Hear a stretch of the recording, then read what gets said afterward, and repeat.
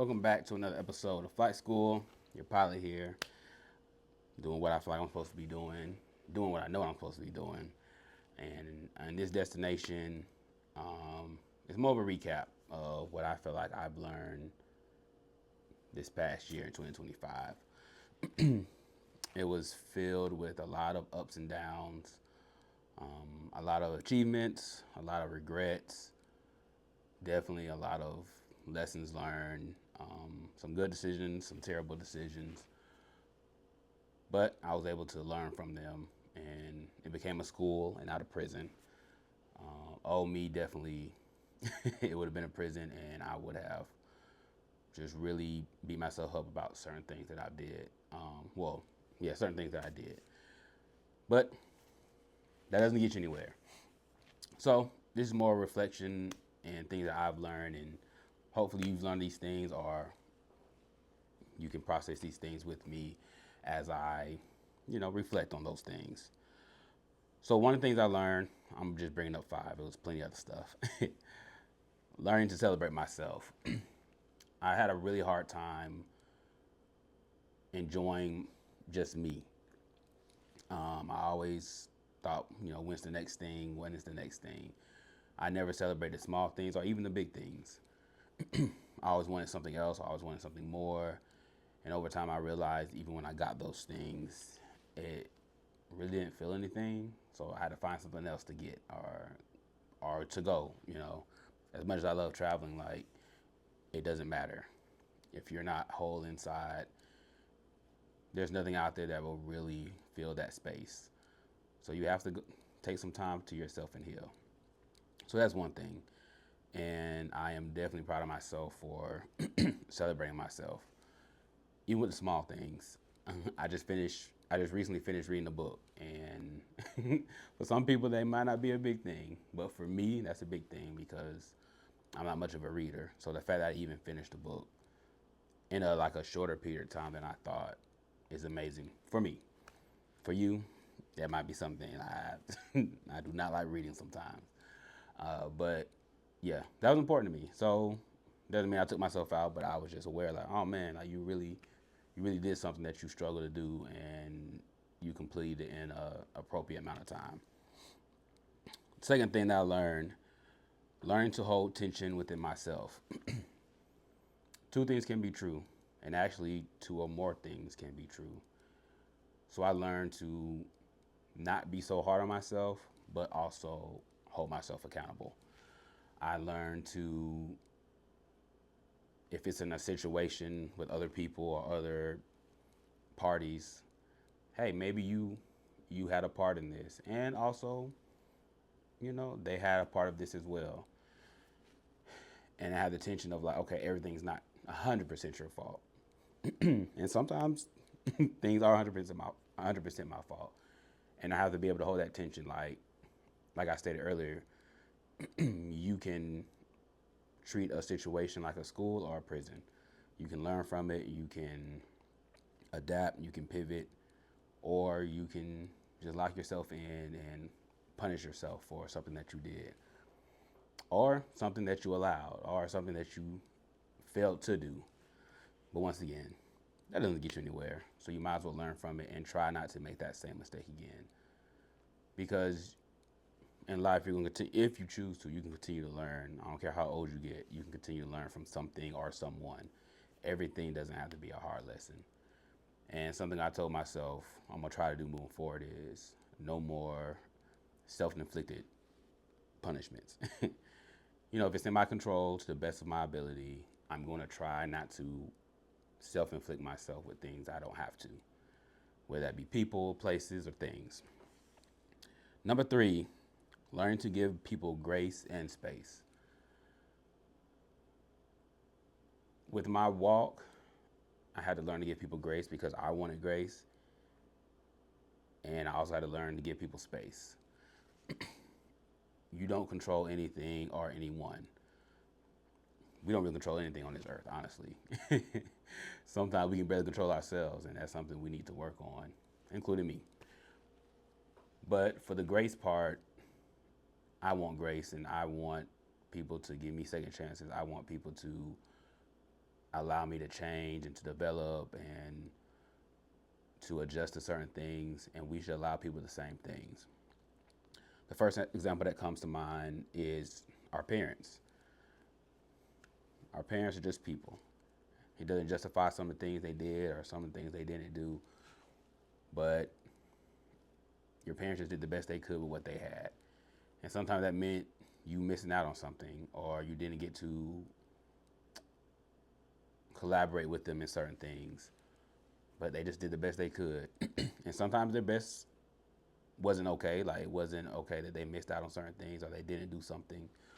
But as I got older, I realized like I dropped the ball so many times. So I can only imagine how it feels to be a parent and drop the ball, whether it be knowingly or unknowingly. And also, as a child, you don't have the understanding for certain things. Some things we took personally as a child, like that was the appropriate decision from an adult. But you know, we're children and we're thinking with childlike intellect and with the parameters that we have. So I had to give grace to adults in my life and also with other people in my life as well because hey, I want the same thing.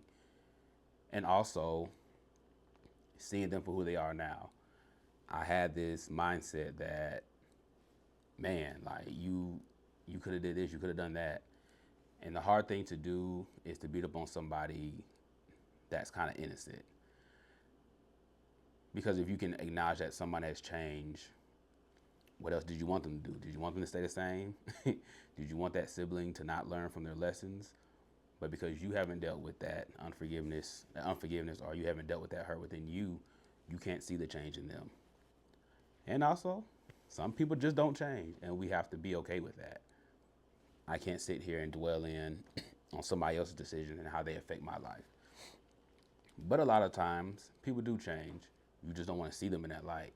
So you hold them to past hurt and past decisions. It doesn't mean that you don't set boundaries. And sometimes, that connection will never be the same. But for your heart and for your wealth, you may just need to forgive them and move on or reconnect, whatever God has for you. So, for number 4, I learned that I am what I consume. And I mean that in all different facets. So, I learned that, oh man, I struggle with what I eat. Like, oh man, I struggle with not being consistent. And that's nobody's fault but mine. At this big age, ain't nobody's fault but mine.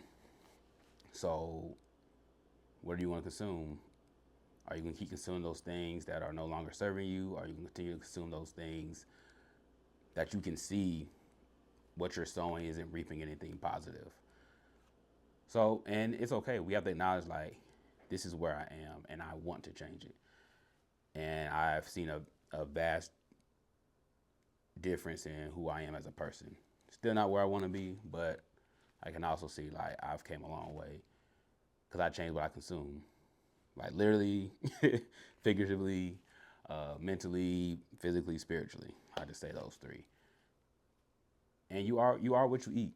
You are what you indulge in consistently. So the things that you indulge in is that who you want to identify as. I can go deeper in that, and I probably will in another one. But yeah, whatever you do, that's who you are. And are you okay with that? If not, a change does need to happen. And you can do it. You just gotta be consistent and make up in your mind. Let your yes be yes and your no be no. Easier said than done, because I'm still not 100% great at that. But I'm working towards that. And last but not least, number 5, developing a better relationship with God. So for me,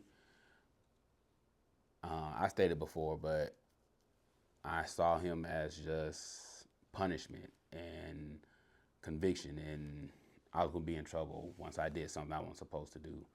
And once I realized that's not the role he plays, he really wants what's best for me, even though I may not understand some things and I might not even agree with some things. He's truly a consistent parent. He truly does love you for who you are on the inside and out. Do some things need to change? Of course. Like, the way I was operating wasn't healthy for me. And he's going to challenge you. He is going to ask for more of you. And I think some people think that means like just giving myself to him. Yes, and it's not like a that's all you have to do is just read your Bible, da da da da. Like, no, he wants who you are. He wants like what you do for fun. Like, he wants all of that. And it doesn't mean that he's gonna take everything away, but he wants you to have a good flow in how you operate in life. And sometimes that means hanging out more. Sometimes that means staying in. It's up and down. If life is up and down, that means you're living. I just heard that the other day, so I had to use it. But yeah, you're living, so life is not always gonna be easy. But for me, that's what works for me. I can't speak for everybody else, but just knowing that I don't have to be in control of everything, and knowing that I have someone that's steering me in the right direction. Am I gonna drop the ball sometimes? Of course, because I'm hard headed. I may not agree, and it doesn't justify, but no, I just get back up because at the end of the day, I don't know what's best for me. He does give me wisdom in certain areas and discernment, but at the end of the day, man, I ain't got control of none of this, and all this stuff is gonna fade away one day. So let me just lean on him because I've been doing it my way, and I wasn't happy. Deep down, I wasn't happy, and I didn't have peace. And now I can say I do, even when things get rough and I don't agree with everything. Like, I can truly say, nah, this is the way for me. So with all that being said, I hope you really set in for what you want to do and go for what you want in life. I really hope that you consider your choices, but also just jump out there, because the longer you wait, the longer it's just not going to happen.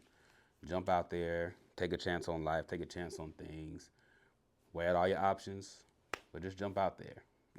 Whatever you want to do. No one got anything done by being scared. And I'm speaking that for myself as well. So I'm looking forward to posting more this year. I'm looking forward to, like I stated before, bringing on guests. That's one of my biggest things I want to do, because that's the vision I have for this.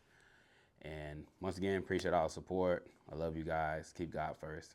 See you on the next one.